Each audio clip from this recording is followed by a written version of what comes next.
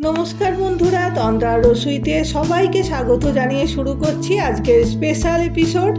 আজ আমি তৈরি করছি পুরী শ্রী জগন্নাথ মন্দিরের 2000 বছরেরও প্রাচীন প্রথা অনুযায়ী প্রভুকে নিত্যদিন যে 56 রকমের ভোগ নিবেদন করা হয়, তারই মধ্যে একটি বিশেষ ভোগ হলো আমালু বা মালপোয়া ভোগও যাকে বলা হয়ে থাকে।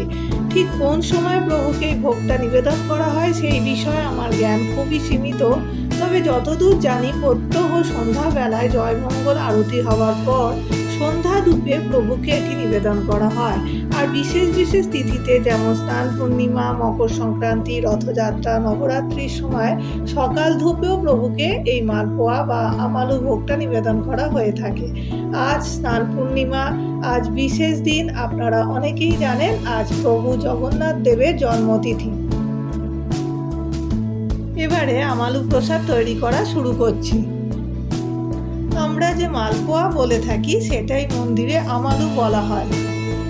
পুরীর শ্রী জগন্নাথ মন্দিরের রসুই ঘরে যে আমালু তৈরি হয় তা কিন্তু সম্পূর্ণ আটাতেই হয় এবং গরুর দুধে তৈরি হয়ে থাকে এবং আখের গুড় ব্যবহার করা হয়ে থাকে। চিনি বা ময়দা কোনোটাই মন্দিরে কিন্তু ব্যবহার করা হয় না।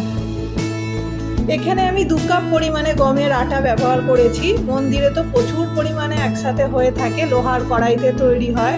ওইখানে রেশিওটা তাও মোটামুটি এই রকম যে 2 কাপ পরিমাণে যদি আটা নেন তাহলে 1 কাপ পরিমাণে গুড়, আখের গুড় ব্যবহার করতে হবে আর হাফ কাপ নারকেল কোড়া নিতে হবে। এখানে আমি 1 চামচ করে মৌরি, গোলমরিচ আর বড় এলাচ দুটো নিয়েছিলাম, তার দানাটা বার করে একসাথে আধ ভাঙা করে রেখে দিয়েছিলাম, সেটাও মিশিয়ে দিলাম। প্রথমে সমস্ত শুকনো উপকরণকে খুব ভালো করে মিশিয়ে নিতে হবে, তারপর অল্প অল্প করে দুধ দিয়ে এবং প্রয়োজনে একটু করে জল দিয়েও একটা সুন্দর মসৃণ ব্যাটার তৈরি করতে হবে।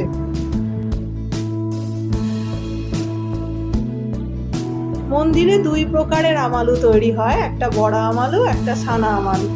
বড়া আমালু মানে বিরাট বড় সাইজের আমালু বা মালপোয়া তৈরি হয়ে থাকে, আর সানা আমালু মানে বড়া আমালুর থেকে অনেকটা পরিমাণে ছোট ছোট ছোট সাইজের তৈরি হয়ে থাকে।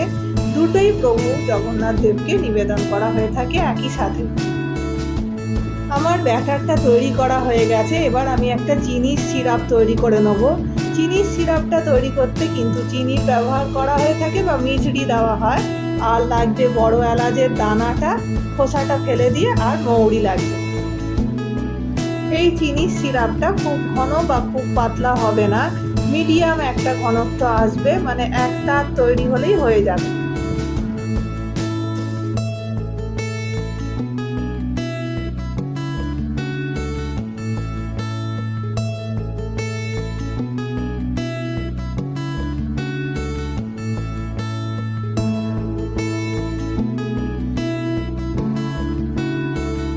চিনির সিরাপটা প্রায় হয়ে এসেছে, তবে আরও কিছুক্ষণ এটাকে ফোটাতে হবে।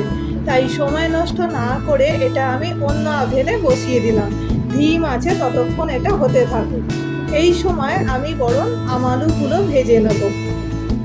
শ্রী জগন্নাথ মন্দিরে কিন্তু কোনো রকম রিফাইন্ড অয়েল বা সর্ষের তেল ব্যবহার হয় না, সম্পূর্ণ ঘিতেই এটা তৈরি হয়ে থাকে। আমিও ঘিতেই করছি। আমি 2 ধরনের আমালুই আপনাদের তৈরি করে দেখাচ্ছি। 2 ধরনের আমালুতেই পদ্ধতি, ইনগ্রেডিয়েন্ট সবই একই, শুধুমাত্র সাইজের তফাৎ থাকে।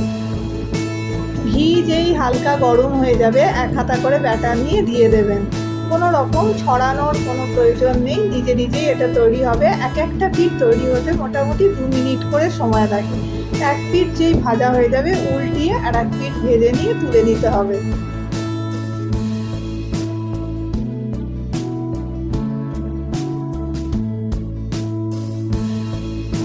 এইভাবে এক এক করে সবকটা আমালু বা মালপোয়া আমি ভেজে একটা পাত্রে তুলে রাখবো, আর তার উপর খানিকটা করে চিনির সিরাপ ঢেলে দেব।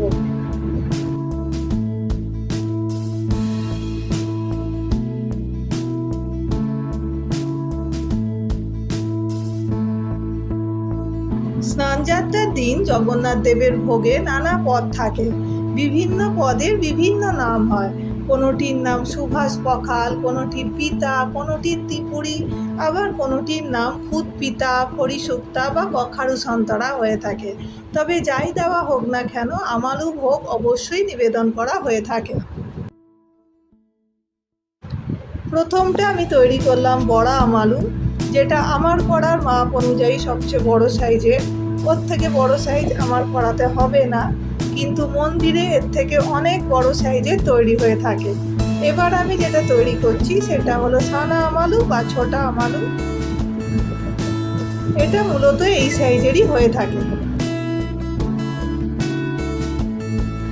এইভাবে একে একে সব কটা আমালু তৈরি করে নিয়ে আমি প্রভুকে নিবেদন করব। আপনাদের কেমন লাগলো ভিডিওটা অবশ্যই জানাবেন, আর যদি ভালো লেগে থাকে তাহলে আমার চ্যানেলটাকে সাবস্ক্রাইব করে দেবেন। আজকের মতন আসি, নমস্কার, জয় জগন্নাথ।